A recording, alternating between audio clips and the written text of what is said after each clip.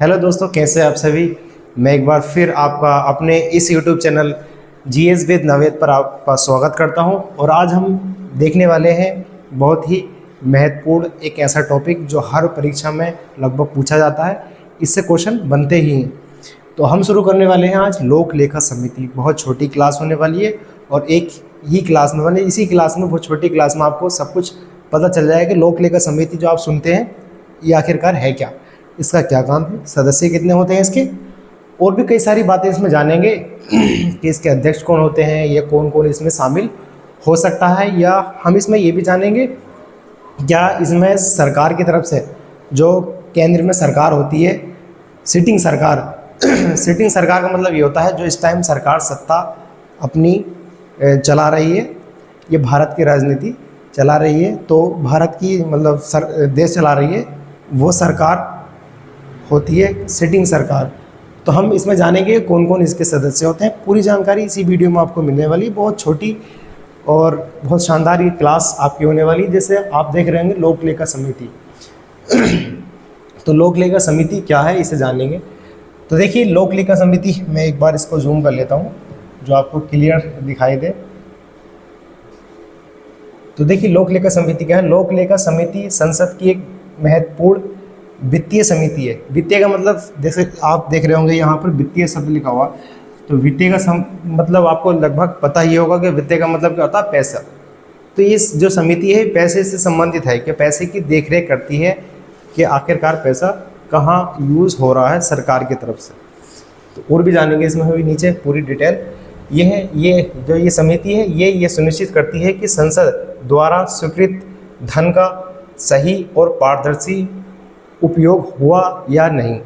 तो ये समिति क्या करती है, पारदर्शिता स्थापित करने की कोशिश करती है और सही दिशा में जो हमारा पैसा सरकार की तरफ से निकला है, सरकार के द्वारा आवंटन किया गया है विभिन्न मंत्रालयों को, क्या वो जो पैसा है सही दिशा में लगा है या नहीं, उसमें कदाचार या हम कहें भ्रष्टाचार तो नहीं हुआ है। तो ये समिति ये जांच करती है। तो हम इस सबसे पहले इसके देखेंगे कि इसके सदस्य कितने होते हैं। देखिए दो जगह आपको लिखा हुआ है कि इसके सदस्य, तो आप ये देखें मुख्य तथ्य क्या है।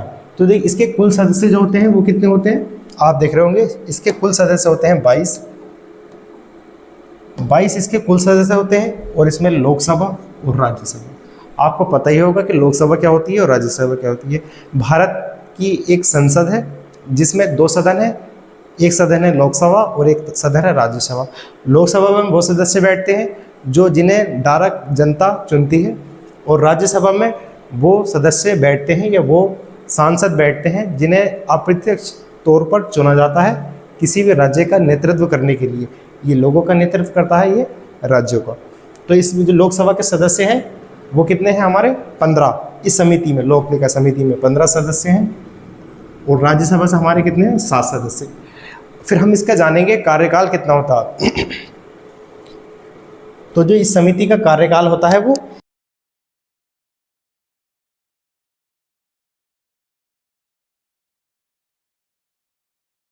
तो 1 वर्ष का इसका क्या होता है, कार्यकाल होता है। देखिए बहुत इंपॉर्टेंट क्वेश्चन ये यहाँ से बनता है, क्या लोक लेखा समिति में, इस तरह से क्वेश्चन बनता है, क्या लोक लेखा समिति में मंत्रिमंडल से कोई सदस्य चुना जाता है, मतलब इसका सदस्य होता है या नहीं। तो स्पष्ट शब्दों में लिखा हुआ है यहाँ पर, सदस्य जो मंत्रिमंडल से सदस्य होते हैं वो नहीं बन सकते, मतलब इसके सदस्य नहीं बन सकते। मंत्रिमंडल से इसका कोई भी सदस्य नहीं होता है। तो इसका कहाँ से होते हैं हम ये देखेंगे कि सदस्य इसके कहाँ से होते हैं।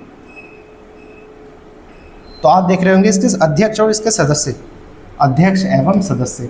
तो अध्यक्ष कौन होता है, अध्यक्ष हमेशा इसका विपक्षी दल का कोई भी सांसद बनता है। तो देखिए इस समिति का अध्यक्ष विपक्षी दल का कोई सदस्य चुना जाता है। सदस्य उसे कह रहे हैं किसी भी सांसद को जो हमारी लोकसभा में या राज्यसभा में बैठा हुआ है। और अध्यक्ष का चुनाव केवल लोकसभा अध्यक्ष करता है। जो हमारे लोकसभा अध्यक्ष होते हैं जिसे स्पीकर कहते हैं, वो इसका चुनाव करता है। तो आपको बताना है कमेंट में कि इस टाइम लोक लेखा समिति के कौन अध्यक्ष हैं, और आपको ये भी बताना है दूसरा क्वेश्चन कि जो हमारा लोकसभा अध्यक्ष है वो कौन है। लगातार कई सालों से वही लोकसभा अध्यक्ष चले आ रहे हैं। अगर आप इसका क्वेश्चन आंसर ना भी बताएं तो इसका आंसर ज़रूर बताएं कि लोक लेखा समिति के वर्तमान में यानी वर्ष 2026 में इसके अध्यक्ष कौन है, आपको ये कमेंट करना है। फिर हम देखेंगे इसके सदस्य। अभी हमने बात करी ऊपर अध्यक्ष की, नीचे बात करेंगे इसके सदस्यों की कि इसके सदस्य कौन होते हैं। तो मंत्रिपरिषद का कोई भी सदस्य शामिल नहीं होता है। सारे जो सदस्य होते हैं इसके क्या होते हैं, विपक्षी दल के। जो हमने देखा था काय कहते हैं, विपक्षी दल के। जो विपक्ष के सांसद होते हैं वो इसके सदस्य चुने जाते हैं और लोकसभा अध्यक्ष उनका चुनाव करते हैं। तो देखिए इसके फिर हम जानेंगे इसके समिति के कार्य और इसकी भूमिका।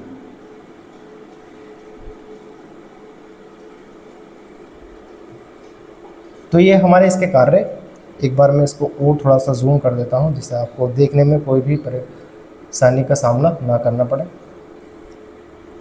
तो देखिए आप देख रहे होंगे भारत सरकार के लेखा की जांच करना इसका काम होता है। जैसे मैंने अभी बताया था शुरू क्लास में कि इसकी जांच करना क्या होता है, सरकार जो भी पैसा हमारे जनता के लिए आवंटन करती है विभिन्न मंत्रालयों को, तो उसकी जांच करना होता है। और नियंत्रक एवं महालेखा परीक्षक जिसे हम कैग कहते हैं, शॉर्ट फॉर्म में वो कहते हैं कैग। आपको इसकी फुल फॉर्म बतानी है कमेंट में कि कैग की आखिरकार इसकी फुल फॉर्म क्या है।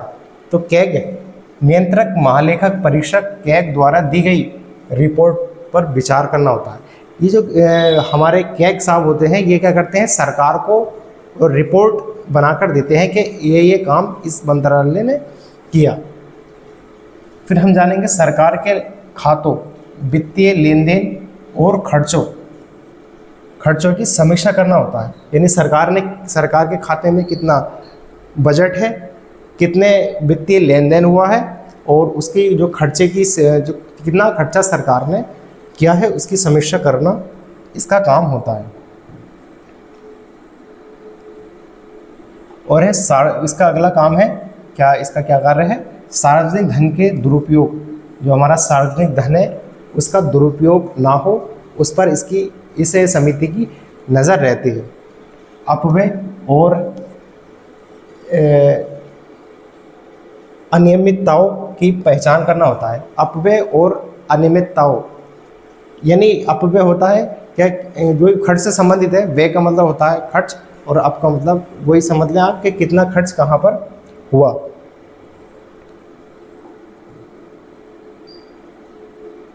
इसके बाद में ये अपनी रिपोर्ट संसद, लोकसभा, राज्यसभा के समक्ष प्रस्तुत करती है।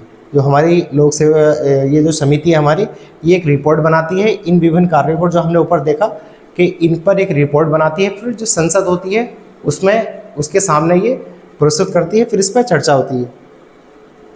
फिर इसका एक बहुत ही अच्छा क्वेश्चन जो यहाँ से बनता है, इसमें पूछा जाता है कि प्राक्कलन समिति के संबंध में। प्राक्कलन समिति क्या है इसे हम अगली वीडियो में जानेंगे। अभी इस वीडियो में हम जानते हैं कि आखिरकार ये प्राक्कलन समिति क्या है। ये भी एक वित्तीय समिति है। ये इस समिति का प्राक्कलन समिति की जो ये समिति है, इस समिति को या को लगाने से रह गया, इस समिति को प्राक्कलन समिति की जुड़वा बहन कहा जाता है। सही है। तो दो समितियाँ ऐसी कौन सी है हमारी, एक है हमारी लोक लेखा समिति जो हम इस वीडियो में पढ़ रहे हैं, अगले वीडियो में हम जानेंगे प्राक्कलन समिति। तो इन दोनों बहनों को क्या कहा जाता है, जुड़वा बहन। फिर हम जानेंगे कि इसके प्रमुख ऐसी कौन से उपलब्धियां हैं या ऐसे कौन से घोटाले हैं जो अब तक उजागर हुए थे अलग अलग सरकारों में।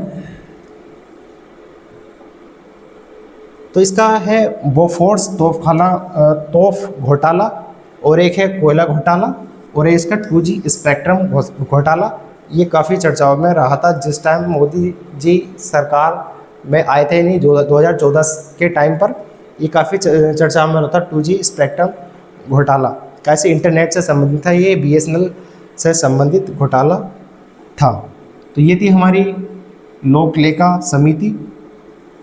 एक बार आप कमेंट कर दीजिए कि हमारी ये क्लास आपको कैसे लगी, और अगर आपने हमारा अभी तक ये YouTube channel GS with Naved subscribe नहीं किया तो इसको सब्सक्राइब करें और वीडियो को ज़्यादा से ज़्यादा शेयर करें, क्योंकि ये हर परीक्षा में पूछे जाते हैं कि लोक लेखा समिति से और प्राकलन समिति से क्वेश्चन लगातार बनते हैं। थैंक यू सो मच, जुड़ने के लिए आपका शुक्रिया।